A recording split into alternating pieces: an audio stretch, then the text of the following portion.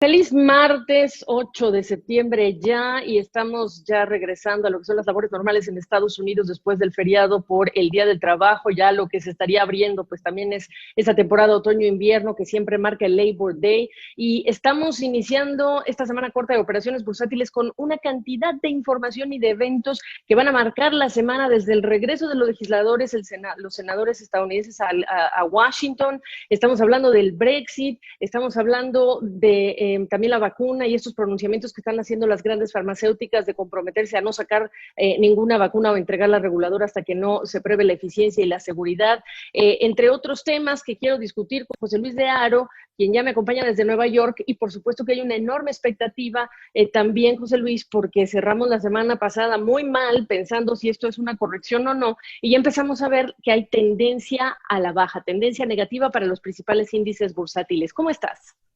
Pues buenos martes, feliz martes Gaby, y de momento eso es lo que parece. Estamos viendo cómo los futuros en estos momentos de Wall Street indican de nuevo caídas, especialmente caídas que son acusadas para el Nasdaq compuesto. De nuevo, la tecnología parece ser la responsable de esa posible corrección que podríamos ver en los mercados y que arrastraba a su vez tanto al Dow Jones como al Standard & Poor's 500. Sobre todo también hay que destacar las caídas que está experimentando Tesla, cediendo cerca de un 10% antes del comienzo de la negociación. De hecho, ha caído ya más de un 25% desde que tocase máximos históricos, aunque eso sí, se mantiene todavía un 30% por encima de esos niveles de cuando se comenzó a especular que podría formar parte del Standard & Poor's 500. Sin embargo, hemos visto cómo finalmente la compañía de Elon Musk no ha formado parte de este indicador, que el viernes anunciaba cambios, y esto podría castigar a sus acciones. De hecho, algunos analistas hablan de que esto podría concatenar algún tipo de debacle para el fabricante de coches eléctricos, pero en estos momentos la tecnología sigue siendo uno de los sectores que más está sufriendo. Existen múltiples teorías de las que están hablando las distintas mesas de inversión, sobre todo señalando a SoftBank, y esto podría hacer que en las próximas semanas, Gaby, comencemos a ver mucha más volatilidad, mucha más incertidumbre a medida que nos adentramos también en la recta final de la carrera electoral aquí en Estados Unidos. Absolutamente. Y justo José Luis está comentando esto que se ha dicho desde el viernes pasado, que sería SoftBank una de las empresas que está apostando durísimo a las acciones tecnológicas y que eso justificaría la caída por el tipo de inversión apuesta que está haciendo. José Luis, también hablabas de Tesla y el día de hoy nos amanecemos con, al parecer, esta compra que está haciendo General Motors de un 11% de participación en Nikola Motors. Y esto es interesante porque tú te acuerdas que ya General Motors había dejado su proyecto de vehículo eléctrico a un lado y ahora parece que regresa y regresa con esta empresa. Completamente. Y además, Gaby, hay que destacar cómo Nikola Motors ha sido uno de los valores que también se ha disparado durante la pandemia, especialmente a través del interés que ha despertado entre muchos inversores de a pie, muchos de los inversores retail que han aprovechado plataformas como Robinhood para invertir a lo largo de la pandemia. Y sobre todo este movimiento es bastante interesante porque Nikola Motors lo que hace es fabricar camiones eléctricos, con lo cual sería un mercado que no competiría directamente con General Motors, pero que a través de esta participación del 11% podría abrir un nuevo área de negocio y sobre todo quizá en el futuro el incluso abrir la puerta a que General Motors acabe absorbiendo a esta compañía, pero obviamente pone de manifiesto cómo las grandes automotrices o las automotrices convencionales siguen abriendo espacio dentro del sector de los coches eléctricos. Muchas de estas compañías, como indicabas, hacen sus propios vehículos o sus propias proyecciones y proyectos in-house, pero en el caso de General Motors parecen que está mirando hacia afuera y esta es una operación importante y de hecho estamos viendo ahora mismo cómo Nikola Motors se está disparando cerca de un 45% antes del comienzo de la negociación de este martes. Imagínate tú, así que, perdón, yo lo decía, si ya se aprendieron el nombre de Elon Musk, ahora apréndanse el de Trevor Milton, porque es, digamos, que el hombre detrás de Nikola Motors, quien ya tuiteó hablando de esto, que es una alianza estratégica, dice imparables, y habla del Badger, que es ese modelo con el que estarían comenzando esta alianza. Así que esta es una parte interesante, pero hay un montón de cosas que en términos geopolíticos están también en el radar. Las declaraciones adicionales del presidente Donald Trump, que quiere desacoplarse de China, como dicen en inglés, easier said than done, porque aquí los vínculos con China son enormes. Está la negociación también en términos de Brexit y este acuerdo comercial que va a regir entre la Unión Europea y los términos de ese acuerdo con el Reino Unido. ¿Qué más estás viendo y qué me dices de estos dos temas? Básicamente, Gaby, conforme nos adentramos a la recta final de las elecciones aquí en Estados Unidos, vamos a ver cómo el presidente Donald Trump aumenta o endurece esa retórica contra China. Es importante también conocer que en los próximos días deberíamos conocer finalmente si realmente se van a comprar esas operaciones de TikTok en un momento en el que parecía que estaba a punto de anunciarse algún tipo de operación, bien liderada por Microsoft o Walmart, bien liderada por Oracle, pero sin embargo, tras ese anuncio por parte de Pekín y de esa nueva regulación en la exportación de tecnología, parece que las conversaciones quedaban en punto muerto y tenemos que recordar que posiblemente a partir ya del 15 de septiembre Estados Unidos comenzaría a prohibir parte de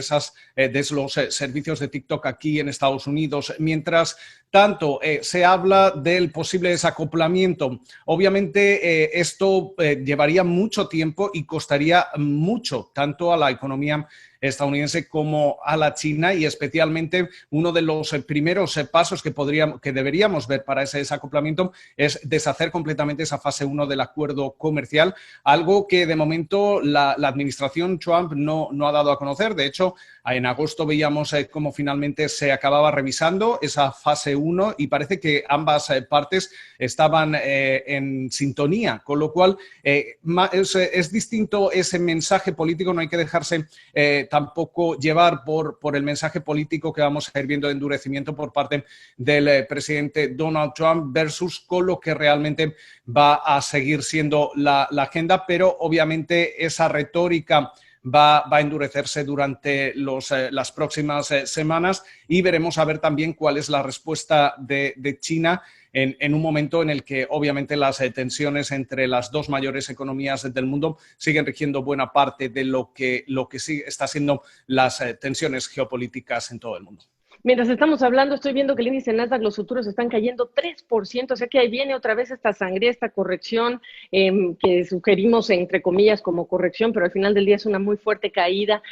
Domina también el regreso de los senadores, los legisladores al Capitolio, no solo por lo que tienen que ser estas negociaciones para reducir esa brecha entre lo que quieren los demócratas, más de $2 billones de paquete de alivio, los republicanos pues solamente se quieren quedar en uno, pero está también todo el tema de cómo financias al gobierno en las próximas semanas. Así es, tenemos que estar muy atentos a que en un principio se lograba evitar un cierre del gobierno, pero obviamente también hay que tener en cuenta que hay que buscar fórmulas para seguir financiando las operaciones federales en un momento en el que en lo que se refiere a ese posible próximo paquete de estímulo estamos viendo cómo los republicanos podrían volver a intentar pasar algún tipo de estímulo edulcorado.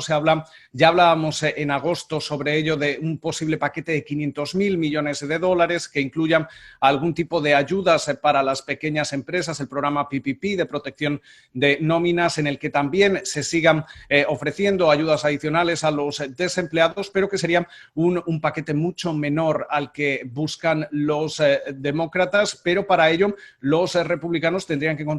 asegurarse por lo menos 51 votos en la Cámara Alta, y todavía no está claro que esto vaya a ocurrir, y de hecho si no logran alcanzar ese apoyo de 51 votos sería una fuerte derrota tanto para el partido como para la Casa Blanca. Lo que está claro, Gaby, y hemos hablado mucho de ello, es que desde finales de julio Estados Unidos se ha quedado sin esos estímulos fiscales. Buena parte de los programas expiraban y a medida que nos entramos en la recta final del año, es importante que se aprueben esos estímulos fiscales con un acuerdo entre demócratas y republicanos para asegurar que la recuperación económica sigue su curso en un momento en el que todavía no sabemos qué es lo que va a ocurrir con la pandemia a medida que entramos en el otoño y en el invierno, a expensas de que se encuentre o no una vacuna. Oye, preguntarte también si detectaste razones por las que estamos explicando la fuerte caída también que estamos viendo en el precio del petróleo, si tiene conexión con el tema de menor demanda, temores por debilidad económica o debilitamiento de la recuperación.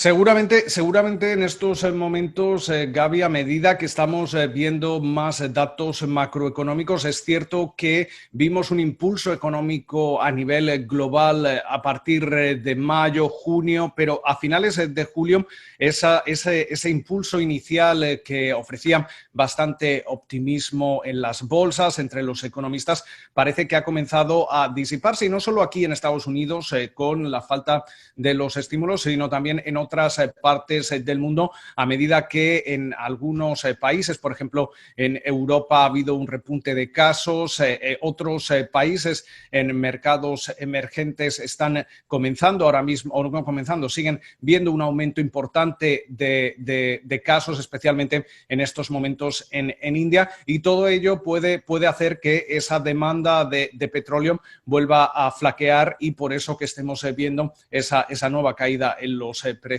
del crudo. Bueno, pues Bloomberg está reportando que ADNOC, esta otra empresa, está siguiendo a Aramco en lo que es cortar sus precios ante la caída en la demanda. ¿Qué estamos dejando fuera que te parece importante para esta semana estar pendientes con tu ayuda, José Luis? Básicamente, lo que comentábamos, Gaby, es importante estar atentos a qué es lo que va a ocurrir con TikTok, seguir atentos también a cualquier tipo de mensaje o endurecimiento del mensaje de Donald Trump en lo que se refiere a China que pueda molestar al mercado, y sobre todo atentos al sector tecnológico y a Tesla, dado que las caídas que estamos viendo desde la semana pasada pueden ser preocupantes en un momento en el que el sector tecnológico ha sido el motor de las subidas en los mercados, el motor de esos máximos históricos. Mucho se ha hablado de esa sobrevaloración dentro de las tecnológicas, y por eso esto podría ser bien una corrección, o quizá que esa sobrevaloración o esa posible burbuja de la que han hablado los expertos esté llegando a su fin. Bueno, pues lo veremos. Mientras tanto, pues ya sabrán los nombres típicos que hoy están cayendo: Facebook, Amazon, Netflix, Alphabet, por supuesto que Apple más de 5%, pero hasta Zoom Video, que también se había disparado después de entregar sus resultados, también está cayendo el día de hoy. Te agradezco mucho este análisis. Ten buena semana, resto de la semana. Lo mismo, Gaby, un abrazo.